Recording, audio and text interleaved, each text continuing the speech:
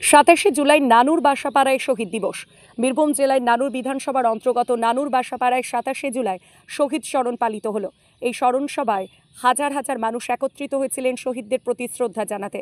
নানুর সুচপুরের গণহত্যায় নিহত পরিবারদের সমবেদনা জানাতে প্রত্যেক বছর 27 জুলাই দিনটিকে স্মরণ করা হয়। এই স্মরণ সভায় উপস্থিত ছিলেন নগর উন্নয়ন মন্ত্রী ফিরহাদ হাকিম, রাজ্যের আইনমন্ত্রী মলয় ঘটক, রাজ্যের আরেক মন্ত্রী চন্দ্রনাথ সিংহ, লাভপুরের বিধায়ক অভিজিৎ সিনহা, সিউড়ি বিধায়ক বিকাশ রায় চৌধুরী, নানুরের বিধায়ক বিধানচন্দ্র মাঝি, বোলপুরের সাংসদ অসিত মাল, কোর কমিটির চেয়ারপারসন আশিস বন্দ্যোপাধ্যায়, কেতুগ্রামের বিধায়ক শেখ শাহনাজ, বীরভূম জেলার সভাধিপতি কাজল শেখ সহ আর অন্যান্য একনিষ্ঠ তৃণমূল কর্মীবৃন্দ।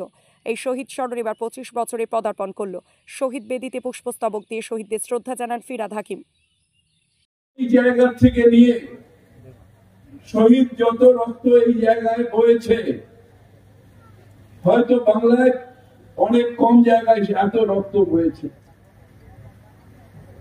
একবার চাষিদের উপর অত্যাচার, তারপরে তার প্রতিবাদ করায় যারা যারা সামিল হয়েছিলেন সেই সব তৃণমূল কংগ্রেস কর্মীদের উপর অত্যাচার, তাদের খুন করা হয়েছে।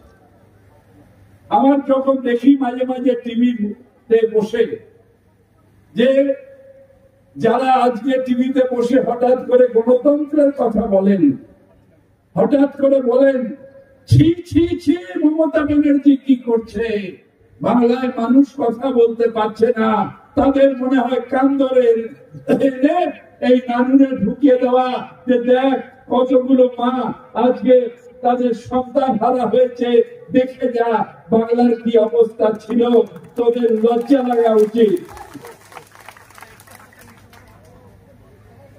নানুরে থেকে আরম্ভ করে বিভিন্ন প্রান্তে 50,000-এর উপরে মানুষ প্রাণ দিয়েছে। আমি একজনকেও সমর্থন করি না, একজন যদি মারা যায় অত্যন্ত দুঃখের, তার জন্য সিবিআই ইডি সব নিয়েছে, হাইকোর্ট, বিরাট ব্যাপার হয়ে যাচ্ছে। আর যখন নানুর থেকে আরম্ভ করে 21শে জুলাই যখন তখনকার যুব কংগ্রেস এবং এখন তৃণমূল কংগ্রেস তাদের যখন প্রাণ গেল, তখন বিচারের বাণী নীরবে নিভৃতে কাঁদছিল। তখন সিপিএম এর বিরুদ্ধে কথা বলার ক্ষমতা না বিচারের বাণী ছিল, না পুলিশের ছিল, না কারোর ছিল। বিচারের বাণী পায়নি, আজকে এরা পেয়েছে। যখন বাংলা থেকে আপনারা সিপিএম কে তাড়িয়ে বিধানসভায় শূন্য করে দিয়েছেন, সেই জন্য বললাম শহীদের রক্ত হয়নি কো ব্যর্থ, শহীদের রক্ত হয়নি কো ব্যর্থ। নিশ্চিত ভাবে যখন দেখি টিভি চ্যানেলে বসে নাটকগুলো, আনন্দদের বসে নাটকগুলো যখন দেখি, তখন মনে হয় এরা গান্ধীজির বাঁদর নাকি, যে চোখে দেখতে পায় না, কানে শুনতে পায় না, বলতে পারে না, গান্ধীজির বাঁদর হয়ে থাকছে, টিভি চ্যানেলে হঠাৎ করে মমতা ব্যানার্জির কথা বলছে। আমরা আপনাদের কাছে নিশ্চিতভাবে সিপিএম কে আপনারা শূন্য করে দিয়েছেন। এই জায়গায় কত রক্ত ভেসেছে, কত রক্ত, কত মায়ের কান্নায় এই জায়গা ভিজেছে। তাই এই পুরো আপনাদের সকলকে প্রণাম করি। আপনারা ছিলেন বলেই আমাদের সেই লড়াই সফল হয়েছে, মমতা ব্যানার্জির সেই লড়াই সফল।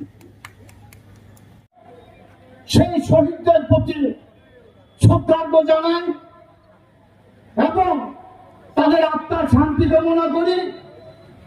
উপরবেলা তাদের জন্য, যারা মুসলিম ধর্মের বিশ্বাসী তাদের জন্য জান্নাতবাসী করেন, এবং যারা হিন্দু ধর্মের বিশ্বাসী তারা যেন স্বর্গ লাভ করেন, এই কামনা করি। আজকের এই মঞ্চ বিশ্ব আছেন সেই শহীদ পরিবারের সদস্যরা, তাদের সকলকে নত মস্তকে প্রণাম জানাই। কারণ আপনাদের ত্যাগ তিতিক্ষার কথা যতটাই বলবো ততটাই কম বলা হবে। আপনাদের জন্যই, আপনাদের ত্যাগের জন্যই এই বাংলার বুকে প্রত্যেকটি প্রান্তে মানুষ পয়সায় আজ স্বাধীনতা পেয়েছে, আজ বাক স্বাধীনতা পেয়েছি আমরা কথা বলতে পারছি। আমাদের মাননীয় মুখ্যমন্ত্রী মমতা বন্দ্যোপাধ্যায় তিনি যে দিশা দেখিয়েছিলেন, তিনি যে পথ দেখিয়েছিলেন, বাংলার মানুষকে স্বাধীন করার স্বপ্ন দেখিয়েছিলেন, সেই স্বপ্নের বিফল হয়ে আমাদের নানুরের 11 জন খেত মজুর মমতা বন্দ্যোপাধ্যায়ের চলার পথ এবং আদর্শকে অনুসরণ করে চলতে গিয়েছিলেন, যার জন্য তাদেরকে নিষ্ঠুর নির্মম ভাবে হত্যা করা হয়েছিল। তারপরেও এই নানুরের স্বাধীনতা ফিরিয়ে